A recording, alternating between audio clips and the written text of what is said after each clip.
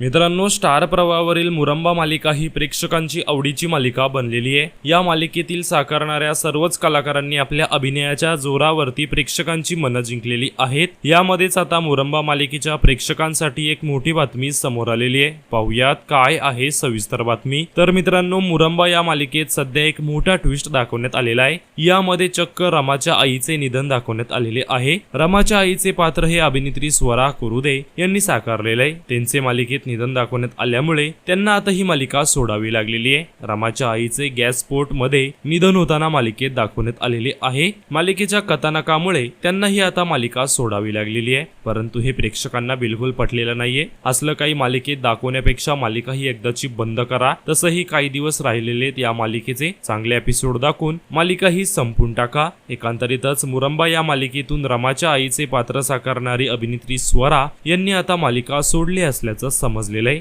तर मित्रांनो, तुम्ही मुरंबा मालिका पाहता का हे आम्हाला कमेंट्स मध्ये नक्कीच सांगा।